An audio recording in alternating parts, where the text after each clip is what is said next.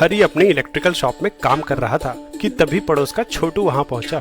आपके पास स्टेबलाइजर है क्या? पर तुझे क्यों चाहिए? बस आप जल्दी से दे दो। सीलिंग फैन खराब हो गया है और शाम को मेहमान आने वाले हैं। एक पुराना 12 वोल्ट का फैन चलाना है। स्टेबलाइजर तो वोल्टेज फ्लक्चुएशंस रोकने के लिए इस्तेमाल होता है। 220 से 12 वोल्ट एसी चाहिए तो स्टेप डाउन ट्रांसफार्मर ही ऑप्शन है। ऐसा करो, ये डोरबेल का ट्रांसफार्मर ले जाओ। हरी ने छोटू को ट्रांसफार्मर दे दिया, पर थोड़ी देर बाद छोटू वापस आ गया। भैया, ट्रांसफार्मर तो खराब है, फैन नहीं चल रहा, बस आवाज कर रहा है। ट्रांसफार्मर तो ठीक था, रुको मैं चल के चेक करता हूँ। हरी पहुँचा तो छोटू ने पूरी बात बताई। ये काफी पुराना पंखा है जो 12 वोल्ट की सप्लाई पे चलता है। घर में 220 वोल्ट की सप्लाई आती है, इसलिए मैं आपसे ट्रांसफार्मर लेके आया था। हरी ने देखा कि फैन एक ही जगह वाइब्रेट कर रहा है। उसे कुछ शक हुआ तो उसने फैन की रेटिंग चेक की। ये तो डीसी फैन है, इसलिए एसी करंट में नहीं चल रहा। DC fan? ये बैटरी से चलने वाला पंखा है जो कि डीसी करंट प्रोवाइड करती है। डीसी मोटर को डीसी सप्लाई से जोड़े तो उस पे कांस्टेंट टॉर्क लगता है। वहीं एसी सप्लाई से जोड़ने पर पंखे पे लगने वाला टॉर्क लगातार डायरेक्शन बदलता रहता है। इस ट्रांसफार्मर से एसी सप्लाई आ रही है, इसलिए पंखा एक ही जगह वाइब्रेट कर रहा है। तो अब क्या करें? एसी को डीसी में बदलना होगा।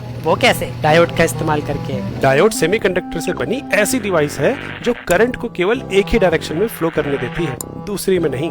एसी करंट लगातार अपनी डायरेक्शन बदलता है। अगर डायोड को सोर्स के साथ ऐसे लगाएं तो करंट केवल एक ही डायरेक्शन में फ्लो करेगा, दूसरी में नहीं। लेकिन यहाँ तो आधा करंट ब्लॉक हो गया। कम करंट में तो कम पावर मिलेगी ना? हाँ, इसलिए इस सर्किट को हाफ वेव रेक्टिफायर बोलते हैं। पूरा करंट एक ही पोलैरिटी में लाने के लिए फुल वेव रेक्टिफायर सर्किट बनाना पड़ेगा। मतलब जब करंट पॉजिटिव साइकिल में है तो लोड सोर्स के साथ ऐसे जुड़ा होना चाहिए, और जब नेगेटिव साइकिल में है तो ऐसे। इस अरेंजमेंट में लोड से हमेशा करंट एक ही डायरेक्शन में फ्लो करेगा। इसको हम दो हाफ वेव रेक्टिफायर्स की तरह भी देख सकते हैं। अब बस इन दोनों को किसी तरह एक साथ जोड़ना है। दो हाफ वेव रेक्टिफायर्स को सीधे सीधे नहीं जोड़ सकते, क्योंकि या तो ये ओपन सर्किट की तरह काम करने लगेगा या फिर एक शॉर्ट सर्किट की तरह। अगर थोड़ा ट्राई करोगे तो पाओगे कि ब्रिज कॉन्फ़िगरेशन में दो डायोड्स के सारे कॉम्बिनेशंस किसी एक हाफ साइकिल के लिए या तो सोर्स को शॉर्ट सर्किट कर देंगे या ओपन। इसलिए यहाँ दो एक्स्ट्रा डायोड्स ऐसे लगाने होंगे कि पॉजिटिव साइकिल के लिए इस पाथ से करंट फ्लो हो और नेगेटिव साइकिल में इस पाथ से।